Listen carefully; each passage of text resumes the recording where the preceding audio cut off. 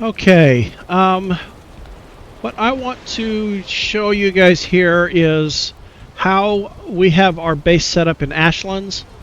Somebody made a comment in one of the forums that I attend that their base just keeps getting destroyed. So I'm going to show you how we do things. I think the first thing I want to do, what foods have I got? Yeah, I'm good on food. Let's unload some of this stuff that I have in my inventory that I don't need. Throw my stone down there. I've got some leather. Let's throw that where it goes. The gizzard I've got up there.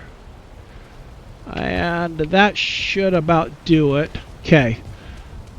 So first things, here in our normal base, first off, you got to get this new portal, this the big portal, because this allows you to transfer metals through it.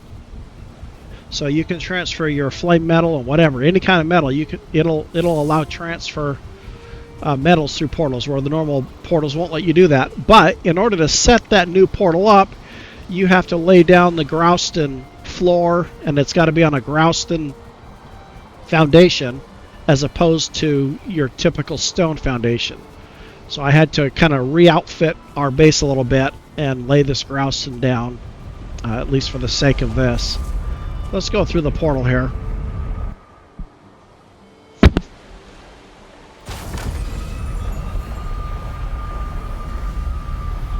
So our base is really quite simple. I mean, it's built out of Grouston, of course. It's just 4 simple walls. It's just kind of a big square room. No real funky architecture. It's just very Spartan looking, very modern looking. I mean, these windows and things like that they're kind of a cool feature that you can build into them. One of the guys that I play with, friend, I play with my kids and their friends. Anyway, he built the structure for us here. And you can see our portal here inside. The stone cutter. You need to bring a stone cutter here so that you can build this portal. This portal requires you to have a stone cutter and not just a workbench. So, the hint here is, in order to build a stone cutter, you have to have 2 bars of iron. So you need to bring 2 bars of iron with you to the Ashlands before you can build your portal and start teleporting metals through. So that's the catch, is you got to bring the iron first. On the outside, oh, I didn't mention the this shield generator. We built the shield generator. It says it's there to keep the heat out. Okay, whatever that means, I don't know, but it does create this perimeter. Understand, though, that this perimeter does not keep creatures out.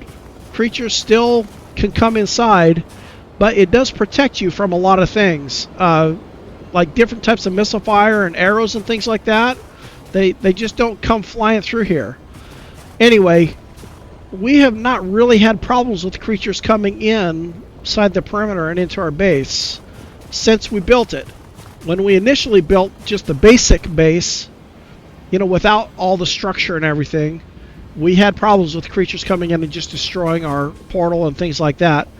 And so we actually have a backup portal on the other side of this island here. We're sitting right here. We have a backup portal that's like right up in here somewhere. Let me remove a lot of these dead body markers. Our backup portal is about right here. So anyway, that's there just in case this portal gets destroyed. As you can see, I started to grow some of the grapevines.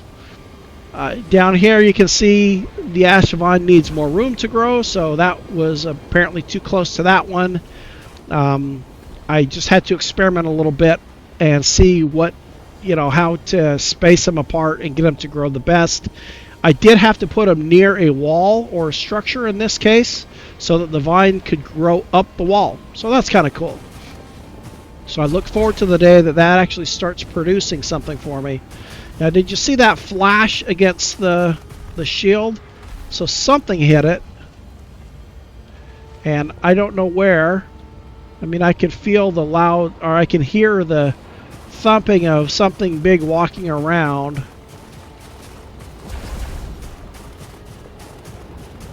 But as I circle it, I don't see what it was. Could have just been one of those fire blobs just hitting. They're kind of noisy. So you don't want to step in the molten lava there, because you know what? I guess if you step in molten lava, you burn up. Okay, they don't tell you that in the beginning, but that's what you do. This pit here we use to capture Ashkins and tame them, because they can be tamed just like Loxes. And there's even a new riding saddle for them that you can build. And so that's kind of fun. We've had some problems here. We get one in there and start taming it, and then you can see that these spouts of fire keep shooting up, and if they land in the land here, in the scenery, you know, on the basic land, they will just sit there and burn for quite a while. And we had one of those spouts drop its fire right down in the hole, and it burned our Ashkin right up. So that was fun. So just some of the things that we learned the hard way of how to try and deal with it. So what we'll do is we'll get an Ashkin down in there, and then we'll take a wood structure and build kind of a wood roof over the Ashkin, and then even build a higher wood roof up above there, just so that it can you know, withstand fire at least for a little while, long enough for us to recognize what's going on. The other problem we'd have is the Diverger rogues, the dwarves that are in the Ashlands, that are not in the Ashlands, in the Mistlands. They're also here in the Ashlands, and when they spawn, they'll shoot creatures and kill them for you as well. And we had problems with the Divergers killing our captured Ashkins for us before they were tamed. If they're tame, then the dwarves won't kill them. But until they're tame, the dwarves will take a shot at them just as easy as anything. Anyway, so that's basically our base right there. Simple as that. That's what we've done. Also in our base, I like how, you know, the fiddleheads just kind of grow through the floor, which is just fine, because fiddlehead is used for a lot of things, and so it's just nice to just have an easy supply of it whenever we need. We don't have any smoke puff growing in the floor, but you know, there's a lot of that out there as well. So that's what we've got going on there for our base in the Ashlands, and it's very well protected. We have yet to, I think that's enough to show you for the day.